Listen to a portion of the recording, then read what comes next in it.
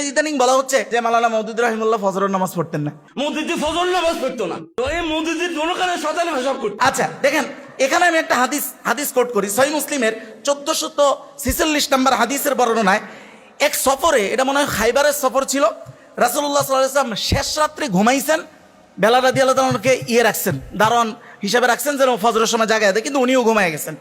এখানে যেটা বলা হয়েছে, ফালাম ইয়াস্তাইকিজ রাসূলুল্লাহ সাল্লাল্লাহু আলাইহি ওয়াসাল্লাম, রাসূল যিনি ওহী দ্বারা নিয়ন্ত্রিত, উনি ফজরের সময় জাগতে পারেন নাই। এটা ওই যে মওদুদী সাহেব বলছে, মানবীয় দুর্বলতা থেকে কেউ মুক্ত নয়। এরপরে রাসূলুল্লাহ সর্বপ্রথম জাগলেন, তাও ফাদারাবাতিশ শামস, সূর্যের কিরণ যখন মুখে আঘাত করছে তখন তিনি জাগলেন। আপনি এই হাদিস দেখলে আপনি বুঝবেন আমাদের ভাইদের এমন একটা ভাব, আমি ইমাম আবু হানিফার অনুসারী, আমি একজন হানাফি, স্পষ্ট কথা, এমন একটা ভাব যে ইমাম আবু হানিফার কোনোদিন কোনো নামাজ কাজা হয় না, কিন্তু রাসূলের হাদিস দ্বারা প্রমাণিত হয় রাসূলের হয়েছে। তো এখন আপনি যদি আন্দাজেও বলে দেন যে এই ব্যক্তির জীবনে ফজরের নামাজ একবার পড়ে না, এটা সম্ভব, এটা হয়েছে, যেখানে রাসূলের দ্বারা এটা প্রমাণিত, সাহাবীদের দ্বারা এটা প্রমাণিত, আপনি আন্দাজি বললেও এটা লেগে যাবে। কার জীবনে আছে যে জীবনে একবার ফজরের নামাজ কাজা হয়ে যায় নাই? এটা সবার জীবনে আছে। তো এইরকম ইনফরমেশন আপনি আন্দাজে দিলেও এটা লেগে যাবে, ওই যে জের না হইলে জবর, জবর না হইলে পেশ, একটা দবেই। তো এটা হচ্ছে এরকম একটা বিষয়। আপনি দেখেন, আমি শেষ করে দিচ্ছি যেহেতু 5 মিনিটের ব্যাপার। আচ্ছা, এখন ব্যাপারটা হলো, কিন্তু একটা জিনিস দেখবেন, রাসূলের জীবনে কখনো ইচ্ছাকৃত কোনো মিথ্যার কোনো আসর নাই। সাহাবায়ে কেরাম, আমরা যে ওই যে উদুল বলি, এটা তো ছিল উলুমে হাদিসের ইবারত বা ইসতিলাহ পরিভাষা, এটা আকীদায় নিয়ে আসছে, সেটা আরেক আলোচনা। সাহাবায়ে কেরাম দ্বীনের ব্যাপারে কখনো ইচ্ছাকৃত মিথ্যা বলেছেন, এটা উলামায়ে উম্মতের বিশ্বাস না, কখনো বলে নাই। তাহলে বোঝা গেল এই নামাজ কাজা হয়ে যাওয়া এটা ন্যাচারাল বিষয়, কিন্তু ইচ্ছাকৃতভাবে খেয়ানত মিথ্যা বলা এইটা উলামায়ে উম্মতের জন্য কখনো ন্যাচারাল বিষয় ছিল না। কিন্তু আমি তো মুবাহালার চ্যালেঞ্জ করেছি বারবার, যে যেই পরিমাণ আমাদের উলামা হযরতরা এখানে ইচ্ছাকৃত বা অনিচ্ছাকৃত এই মিথ্যাচার করেছে, আর শিকি ভাগও মাওলানা মওদুদী রাহিমাহুল্লাহ করা তো দূরের কথা, কখনো উনি ভাবেন সম্ভব, এটা আমাদের ধারণা যে উনি মনে হয় 1 মিনিটে এরকম ভাবনা চিন্তা কোনো ধরনের প্রিপারেশনও কখনো নেন নাই, এটা তো আমি চ্যালেঞ্জ করেছি। তাইলে আপনি বলেন নামাজ কাজা হয়ে যাওয়া, যেটা রাসূল থেকে প্রমাণিত, এইটা অপরাধের বস্তু, এটা সমালোচনার বস্তু না? কোনো একজন মিথ্যুকের, ধরেন যে কোনো আমি নির্দিষ্ট করে বলতেছি না, একজন মিথ্যুকের মিথ্যা প্রমাণিত হওয়া, এইটা উলামায়ে উম্মতের জন্য সবচেয়ে আফসোসের, আর সেটা প্রমাণিত। আল্লাহ আমাদেরকে হেফাজত করুক। আদাবুল ইখতিলাফের মধ্যে এতটুকুই বলবো, সপ্তাহ বলা যাবে না, অন্তত আমাদের সমালোচনার ভাষায় কোরআন অনুযায়ী একজন কাফের যেই পরিমাণ সম্মান পায়, এটা যদি মুমিন না পায়, তাহলে বুঝতে হবে উলামায়ে উম্মত ওই অবস্থায় আছে যেটা রাসূল, যদিও হাদিসের সনদ নিয়ে কথা আছে, ওখানে রাসূলুল্লাহ বলেছেন যে এই উম্মতের কাছ থেকেই এই উলামার কাছ থেকেই ফিতনা বের হবে, এর ভুক্তভোগী এই উলামারাই হবে। এটার সবচেয়ে বড়, ওই যে আমার এক ভাই আসছে, এই ভাই, এটা বলে শেষ করি, এই ভাই যেই দিন আমাদের বড় হযরতরা, আমাদের রাষ্ট্রীয় বড় প্রধানদের সাথে সৌজন্য সাক্ষাৎ হইতেছে, সেই দিন ওনাদের খাঁটি সন্তান ওই দিন একই দলের জেনজি গুন্ডা পান্ডাদের হাতে মার খেয়েছে, এটা প্রমাণিত, এটা সবাই জানে না। এবং আমি ওনাকে বলেছিলাম, ভাই দেখেন এই হাদিসটা কিভাবে, যে মিনহুম তাখরুজুল ফিতনা ওয়া ফীহিম তাউদ, কিভাবে ফিরে আসে।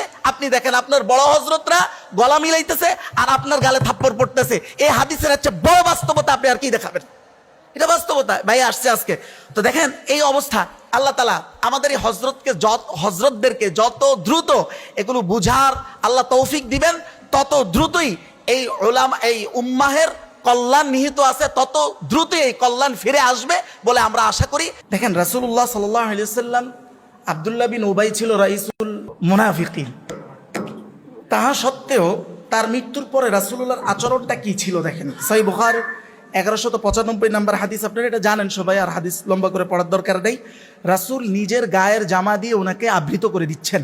শুধু তাই না, আপনি দেখেন সহিহ মুসলিমে এই হাদিসটা এসেছে 2773 নম্বর হাদিস, সহিহ বুখারীর 1350 নম্বর হাদিস। এই হাদিসটা আমি ক্লাসে হয়তো পড়েছি, কিন্তু আমার স্মরণ আসে না, আমার কাছে মনে হচ্ছে আমি নতুন পড়েছি এরকম, যে আতান নবী সাল্লাল্লাহু আলাইহি ওয়াসাল্লাম কবর আব্দুল্লাহ ইবনে উবাই, আব্দুল্লাহ ইবনে উবাইয়ের কবরের কাছে রাসূল নাকি এসে ফাখরাজাহু মিন কবরিহি ফাওয়াদাহু আলা রুকবাতাইহি, তাকে কবর থেকে তার লাশ বের করে, যেটা এই রাওয়ায়াতে আসতেছে যে হাঁটুর উপরে রাখছেন, রেখে থুতু মিশ্রিত ফু ওনার উপরে দিয়েছেন এবং নিজের পোশাক দিয়ে ওনাকে আবৃত করে দিয়েছেন।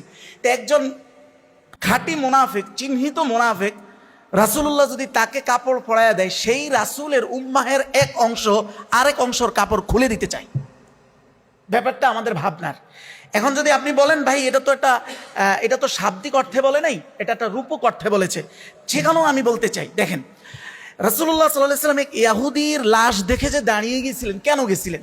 এটা একমাত্র কারণ ছিল সূরা বনী ইসরাইলের সূরা আল ইসরার 70 নম্বর আয়াত, যেখানে আল্লাহ তাআলা বলেন ওয়ালাকাদ কাররামনা বনী আদম ওয়া হামালনাহুম ফিল বাররি ওয়াল বাহর। এখানে হামালনাহুম ফিল বাররি ওয়াল বাহর শুধু কি মুসলমান না, টোটাল মানবজাতি, টোটাল মানবজাতি। তার মানে এখানে বোঝা যাচ্ছে যে আল্লাহ তাআলা মানুষ হিসেবে যে সম্মানটা, একজন কাফেরও মানুষ হিসাবে এক প্রকারের সম্মানের অধিকারী।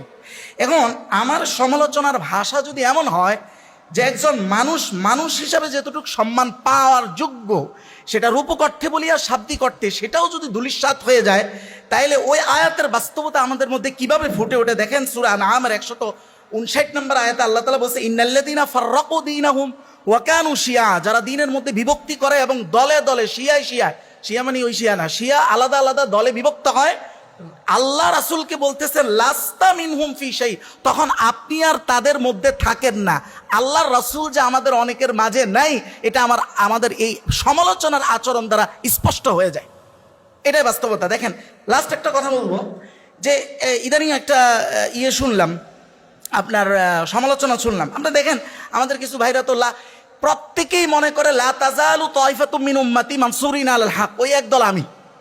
অথচ আপনি দেখেন, আপনি যদি কেন মানসুরিনা কিভাবে দেখেন, তা আমাদের তো কোনো ক্ষতি হয় না, এত কিছু ঝড় ঝাপটা গেছে, আমাদের তো কিছু হয় না, তো এটাই তো মানসুরিনা।